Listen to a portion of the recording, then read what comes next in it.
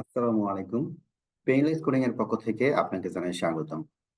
HTML সিরিজের একটি নতুন ভিডিও নিয়ে আপনাদের সামনে হাজির হলাম। আজকে আমরা দেখব একটা কমপ্লেক্স এক্সাম্পল। এখানে একটা এক্সাম্পল ওপেন করলাম। এই টেবিলটাকে আমরা কিভাবে করব?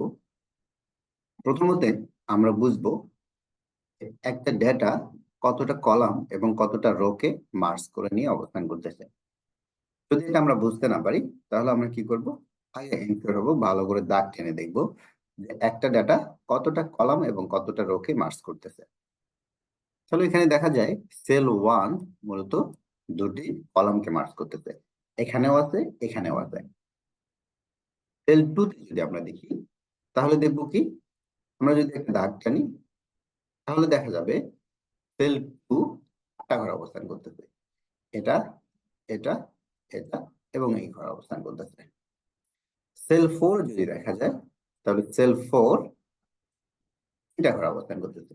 1 2 3। সেল 8 কয়টা ঘরে অবস্থান করতেছে? সেল 8 তিনটা ঘরে অবস্থান করতেছে। 1 2 3। তাহলে এই টেবিলটাকে যদি আমরা নরমালাইজেশন করি, নরমাল ভাবে যদি আমরা দেখি তাহলে কি লিখব? তাহলে কি এভাবে লেখা যাবে? একটা রো, দুইটা রো, তিনটা রো, চারটা রো, প্রতিটা রোতে 8টা করে ডেটা আছে। সেল 4 তিনটা রোকে মার্জ করে নিয়ে আসছে। আমরা যদি আমাদের এক্সাম্পলে দেখি তিনটা রোকে মার্জ করছে, এজন্য আমি সেল 4 তিনটা দিয়ে দিয়েছি। সেল 1 দুইটাতে মার্জ করে আছে, এখানে দুইটা, যার কারণে আমি নরমাল ভাবে লিখছি। সেল 2 8টা ঘরে অবস্থান করতেছে এবং সেল 8 তিনটা ঘরে অবস্থান করতেছে। টেবিল। তাহলে আমরা প্রথমে কি করব?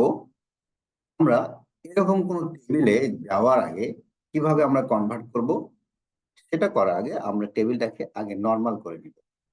তারপর ধীরে ধীরে কোথায় কল স্প্যান করতে হবে, কোথায় রো স্প্যান করতে হবে সেটা আমরা করব। তাহলে প্রথমত আমরা কি করব? এই দুইটাকে মার্জ করতে হবে। তার মানে এই দুইটা হচ্ছে কি, প্রথম রোতে প্রথম দুইটা কলাম। তার মানে আমরা প্রথম দুইটা কলামকে মার্জ করব। প্রথম রোতে যাব, এটা হচ্ছে প্রথম রো। প্রথম রোতে প্রথম দুইটা কলামকে মার্জ করব। কলামকে মার্জ করে কি দিয়ে? All span. কয়টা কলাম? দুইটা কলাম।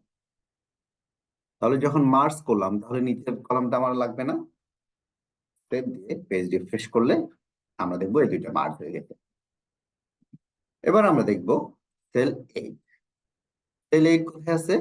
সেল 8 আছে 3 নাম্বার রোতে। 3 নাম্বার রোতে আমরা সেল 8 এই ডাটাটাকে মার্জ করব। তাহলে আমরা 3 নাম্বার রোতে যাব, 1 2 3 নাম্বার রো।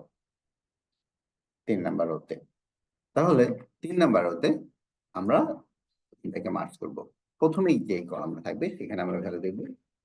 কল স্প্যান কত হবে? সি হবে, কারণ আমরা তিনটা কলামকে মার্জ করতেছি। তিনটা কলামকে মার্জ করলে আমার পরবর্তী দুইটা কলাম আর লাগবে না। এটা বাদ দিয়ে আমরা যদি সেভ দিয়ে পেজ রিফ্রেশ করি তাহলে দেখব এটা মার্জ হয়ে গেছে। তাহলে আমাদের এই টেবিলটার মতো হচ্ছে। এখন বাকি আছে সেল 4। সেল 4 কিন্তু তিনটা রো কে মার্জ করতেছে। আমরা এখানে লিখছি সেল 4 সেল 4 সেল 4, দ্বিতীয় রো, তৃতীয় রো এবং চতুর্থ রো। মানে দ্বিতীয়, তৃতীয়, চতুর্থ রোর প্রথম কলামটা করে মার্জ হবে। তাহলে আমি চাই দ্বিতীয়, দ্বিতীয়, তৃতীয় এন্ড চতুর্থ প্রতিটার প্রথম কলাম করে মার্জ হবে। তাহলে আমি যখন রো মার্জ করতেছি তাহলে আমি কি লিখবো? Rho span, rho span, rho span লিখবো সি। সি লিখলে আমার এই রোর ভিতর থেকে এই কলামটা লাগবে না এবং পরের রো থেকেও আমার কলামটা লাগবে না। সেভ দিয়ে যদি আমরা পেজ রিফ্রেশ করি তাহলে আমরা দেখব সেল 4 মার্জ হয়ে গেছে। এখন আমাদের যেটা বাকি আছে সেটা হচ্ছে সেল 2। সেল 2 কিন্তু রো মার্জ করতে হবে, আবার কলামকেও মার্জ করতে হবে। তো প্রথমে আমরা কলামকে মার্জ করি, এই দুইটা কলামকে মার্জ করি। এই দুইটা কলাম কোথায় আছে? প্রথম রোতে আছে। তাহলে আমি প্রথম রোতে যাই, প্রথম রোতে গিয়ে এই দুইটা কলামকে মার্ক করি। এই দুইটা কলামকে মার্ক করতে গেলে আমরা কি করব, কল স্প্যান। তাহলে নিচে কলামটা আর লাগবে না। টেপ দিয়ে পেজ রিফ্রেশ করলে দেখা যাবে উপরের দুইটা মার্জ হয়ে গেছে। এবার তাহলে আমরা নিচে দুইটাকে মার্জ করব। নিচে দুইটা আছে দ্বিতীয় নাম্বার রোতে, তাহলে দ্বিতীয় রোতে যাই, দ্বিতীয় রো, এই দুইটা কলামকে আমরা মার্জ করব। তাহলে লিখবো কল স্প্যান এখানে। তাহলে পরবর্তী আর কলামটা থাকবে। সেভ দিয়ে পেজ রিফ্রেশ করলে এরকম দেখা যাচ্ছে। তার মানে উপরের দুইটা কলাম মার্জ হয়েছে এবং নিচের দুইটা কলামও মার্জ হয়েছে।